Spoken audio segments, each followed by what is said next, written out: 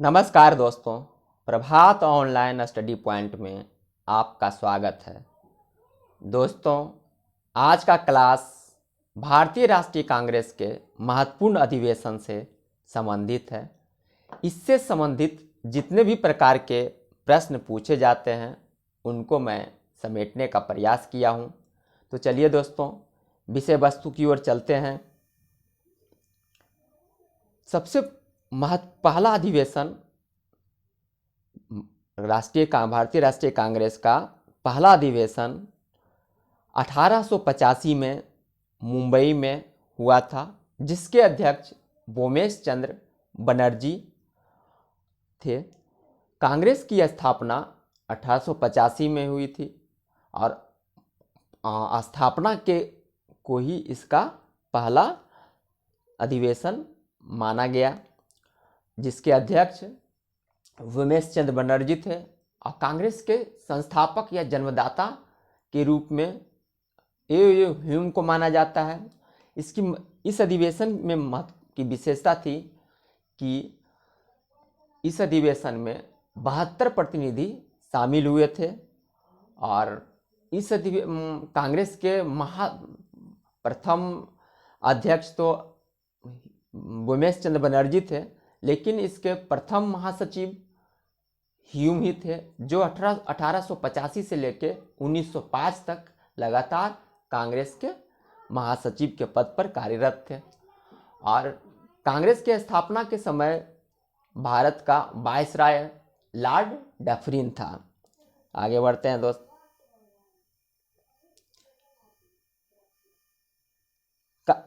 दूसरा अधिवेशन 1886 में कोलकाता में, और इसके अध्यक्ष दादा भाई नौरोजी थे। नौरोजी 3 बार अध्यक्ष बने हैं कांग्रेस के, 1886, 1893 और 1906। ये 3 बार अध्यक्ष बने हैं। आगे बढ़ते हैं। तीसरा इसका अधिवेशन 1887 में मद्रास या चेन्नई में हुआ और इसके अध्यक्ष थे बदरुद्दीन तैयब जी। बदरुद्दीन तैयब जी कांग्रेस के प्रथम मुस्लिम अध्यक्ष, होने का इन्हें गौरव प्राप्त है। आगे बढ़ते हैं। चौथा अधिवेशन देखिए। चौथा अधिवेशन 1888 में इलाहाबाद में हुआ और इसके अध्यक्ष जॉर्ज यूले थे। जॉर्ज यूले प्रथम अंग्रेज थे जो कांग्रेस के अध्यक्ष बने। और इसकी एक और महत्वपूर्ण विशेष बात यह है कि ये अधिवेशन 1888 में हुआ था और इसमें 1888 प्रतिनिधि ही शामिल भी हुए थे। आगे बढ़ते हैं। 12वां अधिवेशन 1896 में कोलकाता में हुआ था। इसके अध्यक्ष रहीमतुल्लाह सयानी थे और पहली बार कांग्रेस मंच से वंदे मातरम का गायन हुआ। अब देखिए, आज वंदे मातरम को लेकर तरह तरह की राजनीति हो रही है, लेकिन उस समय देखिए कांग्रेस अध्यक्ष एक मुस्लिम है और वंदे मातरम प्रथम बार उन्हीं की अध्यक्षता में गाया जा रहा है। आगे बढ़ते हैं दोस्त। 17वां अधिवेशन 1901 में कोलकाता में हुआ था, जिसके अध्यक्ष थे दिनसा इदुल्ची वाचा 1901 कोलकाता कांग्रेस के अध्यक्ष थे। और इसी अधिवेशन में पहली बार गांधी जी कांग्रेस के अधिवेशन में भाग लिए थे। गांधी जी अफ्रीका से भारत दौरा के लिए आए थे और इसी क्रम में कोलकाता में वो कांग्रेस के अधिवेशन में भाग लेते हैं और मुंबई में अपना एक दफ्तर भी खोलते हैं। आगे बढ़ते हैं दोस्त। 21वां अधिवेशन 1905 में हुआ था और ये कहाँ हुआ था? तो ये वाराणसी में हुआ था। इसके अध्यक्ष गोपाल कृष्ण गोखले थे और इसमें स्वदेशी आंदोलन को समर्थन किया गया था। स्वदेशी आंदोलन को कांग्रेस के द्वारा समर्थन किया गया था। बंग भंग के विरोध में 1905 में स्वदेशी आंदोलन जो चला था, कांग्रेस इसका समर्थन करता था। इस समय वायसराय लॉर्ड कर्जन था। आगे बढ़ते हैं दोस्त। 22वां अधिवेशन 1906 में कोलकाता में हुआ था और इसके अध्यक्ष दादा भाई नौरोजी थे और पहली बार कांग्रेस के मंच से स्वराज का प्रयोग किया गया और इसके प्रयोगकर्ता कौन थे? तो खुद दादा भाई नौरोजी ही स्वराज का प्रयोग करता थे। अब देखिए, 6 में कोलकाता में स्वराज शब्द का प्रयोग होता है, तो 16 में तिलक द्वारा प्रयोग होता है स्वराज मेरा जन्मसिद्ध अधिकार है, लखनऊ में। आगे बढ़ते हैं। 23वां अधिवेशन 1907 में सूरत में हुआ था। इसे सूरत अधिवेशन भी कह सकते हैं और इसे याद रखने का 1907 और ये सूरत। इसके अध्यक्ष रास बिहारी घोष थे और पहली बार कांग्रेस का यहाँ प्रथम बार सूरत में कांग्रेस में फूट पड़ी। गरम दल और नरम दल वालों को कांग्रेस से निष्कासित कर दिया गया, अलग कर दिया गया। आगे बढ़ते हैं। 24वां अधिवेशन 1908 में चेन्नई में हुआ। इसके भी अध्यक्ष रास बिहारी घोष थे और इसी अधिवेशन में कांग्रेस के संविधान का निर्माण किया गया। कांग्रेस के संविधान का निर्माण इसी अधिवेशन में किया गया। आगे बढ़ते हैं दोस्त। 27वां अधिवेशन 1911 में कोलकाता में संपन्न हुआ था, जिसके अध्यक्ष थे पंडित बिशन नारायण धर। कौन? तो पंडित बिशन नारायण धर।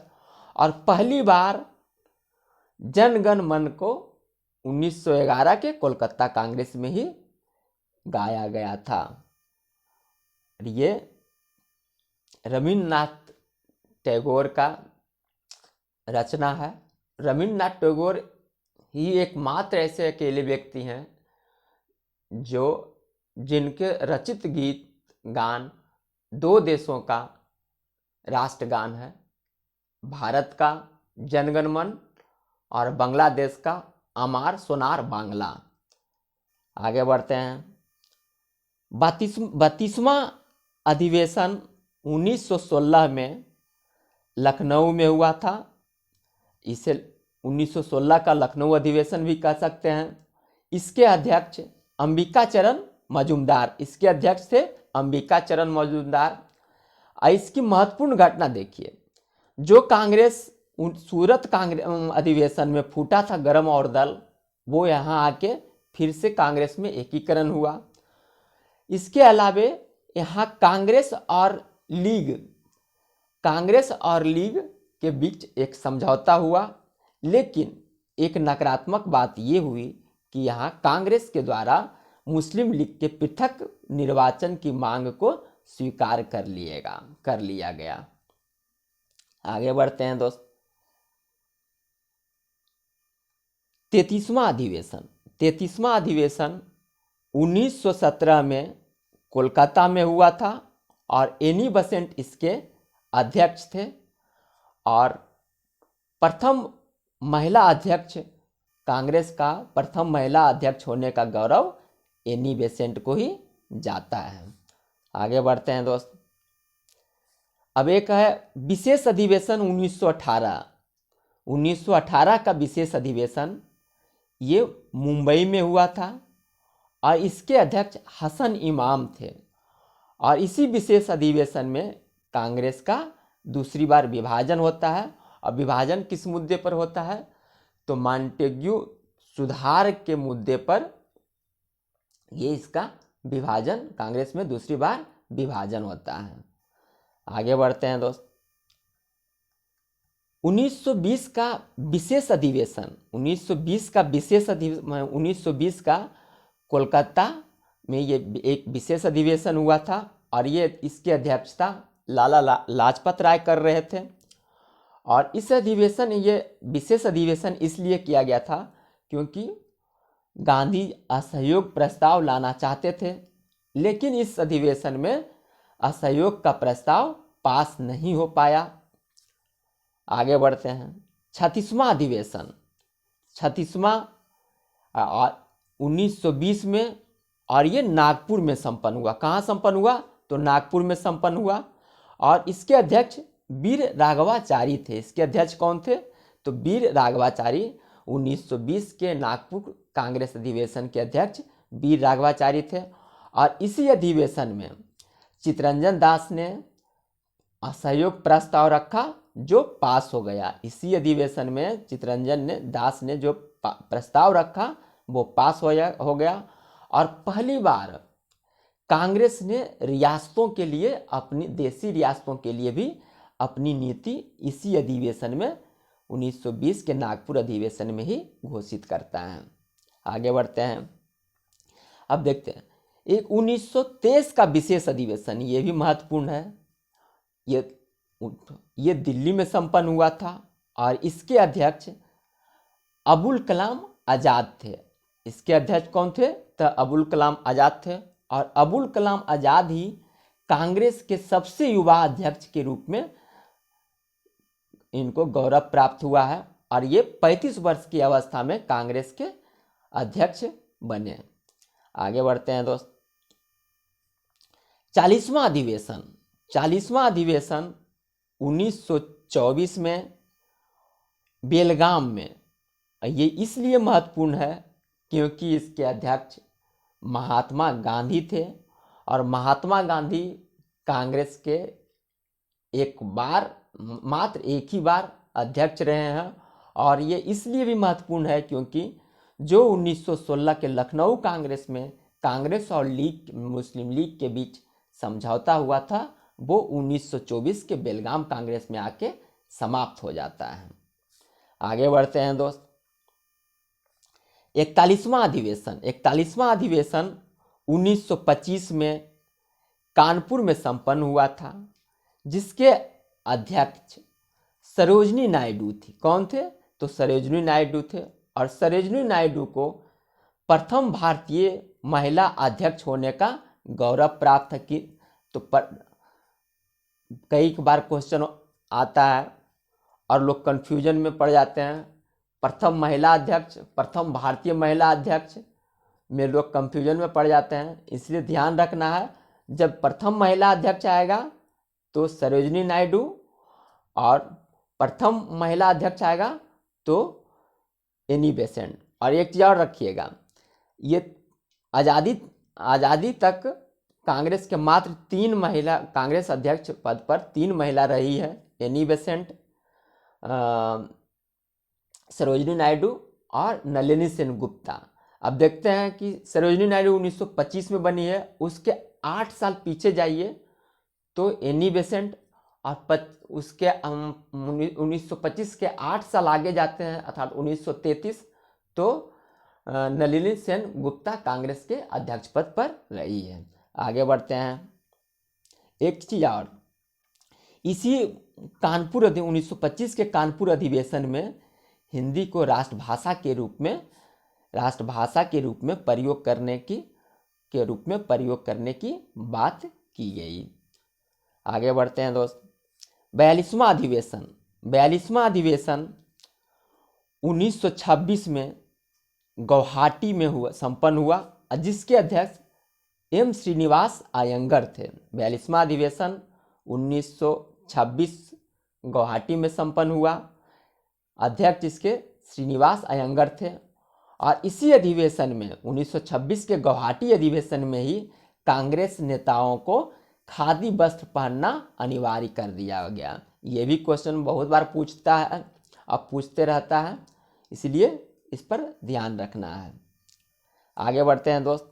43वां अधिवेशन 1927 में मद्रास में संपन्न हुआ। इसके अध्यक्ष M.A. अंसारी अर्थात मुख्तार अहमद अंसारी थे। और साइमन कमीशन का विरोध का निर्णय इसी में लिया गया था। 1927 में साइमन कमीशन के गठन हो गया था और उसी का क्योंकि उसमें एक भी सदस्य भारतीय नहीं थे। भारतीयों के भविष्य का निर्धारण करने वालों में एक भी सदस्य भारतीय नहीं थे और इसी बात पर विरोध का निर्णय लिया गया। और जब 3 फरवरी 1928 को साइमन कमीशन का भारत आगमन हुआ तो पूरे भारत में उसका विरोध किया गया। आगे बढ़ते हैं दोस्त। 45वां अधिवेशन 1929 में लाहौर में संपन्न हुआ, जिसके अध्यक्ष जवाहरलाल नेहरू थे। ये अति महत्वपूर्ण है क्योंकि इसी में पूर्ण स्वराज का प्रस्ताव पारित हुआ था। पूर्ण स्वराज का प्रस्ताव बार बार पूछा जाता है कि पूर्ण स्वराज का प्रस्ताव कांग्रेस के किस अधिवेशन में हुआ है, तो 1929 के लाहौर अधिवेशन में। और ये तारीख कितना है, तो 31 दिसंबर 1929। आगे बढ़ते हैं दोस्त। 46वां अधिवेशन 1931 में कराची में संपन्न हुआ और इसके अध्यक्ष सरदार वल्लभ भाई पटेल थे। कौन थे, तो सरदार वल्लभ भाई पटेल। और देखिए इसमें मौलिक अधिकारों की मांग प्रस्ताव पास किया गया। और ये प्रस्ताव किसके द्वारा तैयार किया गया था, तो ये नेहरू के द्वारा मौलिक अधिकारों से संबंधित प्रस्ताव नेहरू के द्वारा तैयार किया गया था। और इसी अधिवेशन में गांधी जी को एक प्रतिनिधि के रूप में गोलमेज सम्मेलन में नामित किया गया। और इसी अधिवेशन में गांधी इरविन पैक्ट की स्वीकृति हुई। और इसी अधिवेशन में गांधी जी कहते हैं गांधी मर सकता है लेकिन गांधीवाद कभी नहीं। आगे बढ़ते हैं दोस्त। 50वां अधिवेशन 1936 में लखनऊ में संपन्न हुआ। अर्थात 1936 का लखनऊ अधिवेशन के अध्यक्ष जवाहरलाल नेहरू थे। और इसमें क्या विशेषता रही, तो इसमें देखिए कांग्रेस पार्लियामेंट बोर्ड की स्थापना इसमें किया गया। और कांग्रेस का लक्ष्य समाजवाद को निर्धारित किया गया। इसमें कांग्रेस का लक्ष्य समाजवाद को निर्धारित किया गया। किसमें, तो 1936 के लखनऊ कांग्रेस अधिवेशन में। आगे बढ़ते हैं दोस्त। 51वां अधिवेशन ये 1937 में फैजपुर में संपन्न हुआ था। इसके भी अध्यक्ष जवाहरलाल नेहरू ही थे। और ये गांव में आयोजित होने वाला प्रथम अधिवेशन था। गांव में आयोजित होने वाला प्रथम अधिवेशन 1937 का फैजपुर कांग्रेस अधिवेशन। आगे बढ़ते हैं दोस्त। 52वां अधिवेशन देखते हैं। ये 1938 में हरिपुरा में, कहाँ हुआ था, तो हरिपुरा में। और ये कहाँ है, तो गुजरात में। हरिपुरा कहाँ है, तो गुजरात में। इसके अध्यक्ष कौन थे, तो नेताजी सुभाष चंद्र बोस। कौन थे, नेताजी सुभाष चंद्र बोस। और इसमें महत्वपूर्ण बातें क्या हुई, तो देखिए इसमें महत्वपूर्ण बातें हुई कि इसी में नियोजन समिति का, आर्थिक नियोजन समिति का गठन किया गया। और किनके नेतृत्व में गठन किया गया, आर्थिक नियोजन समिति का अध्यक्ष कौन थे, तो जवाहरलाल नेहरू थे। और इसी अधिवेशन में भारत की स्वतंत्रता में रजवाड़ों को भी, देसी रियासतों को भी शामिल कर लिया गया। आगे बढ़ते हैं दोस्त। 53वां अधिवेशन देखते हैं। तो ये 1939 में त्रिपुरी में संपन्न हुआ था, और त्रिपुरी मध्य प्रदेश में है, जबलपुर के पास। और इसके भी अध्यक्ष सुभाष चंद्र बोस थे, लेकिन गांधी जी से विवाद होने के कारण सुभाष चंद्र बोस ने इस्तीफा देकर फॉरवर्ड ब्लॉक की स्थापना किया, फॉरवर्ड ब्लॉक का स्थापना किया।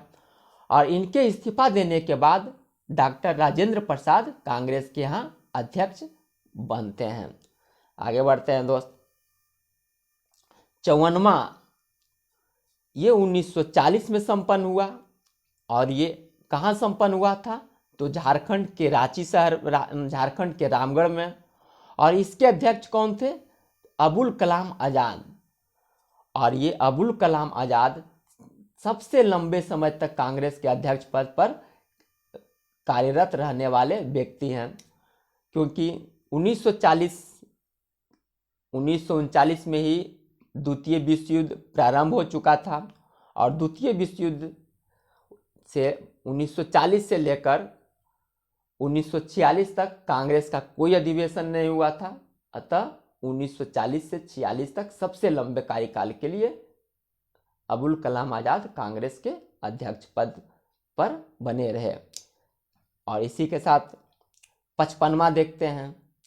तो 55वां देखिए, ये 55वां 1946 में हुआ, और ये कहाँ संपन्न हुआ? तो मेरठ में संपन्न हुआ। इसके अध्यक्ष कौन थे? तो जेबी कृपलानी थे। और जेबी कृपलानी को ही ये गौरव प्राप्त है कि आज़ादी के समय कांग्रेस के अध्यक्ष बने रहे। इससे क्वेश्चन पूछा भी जाता है, स्वतंत्रता मिलने के समय, स्वतंत्रता प्राप्ति के समय कांग्रेस के अध्यक्ष पद पर कौन थे? तो जेबी कृपलानी। दोस्तों, इसी के साथ आज का वीडियो समाप्त होता है। मुझे उम्मीद है कि ये वीडियो आपके लिए काफ़ी उपयोगी साबित होगा, और ये वीडियो आपको पसंद आ रहा है। और यदि आप निरंतर ऐसा वीडियो चाहते हैं तो अधिक से अधिक लाइक करें, सब्सक्राइब करें, और अधिक से अधिक दोस्तों के पास शेयर करें। इसी के साथ जय हिंद, जय भारत, खुश रहें, मस्त रहें।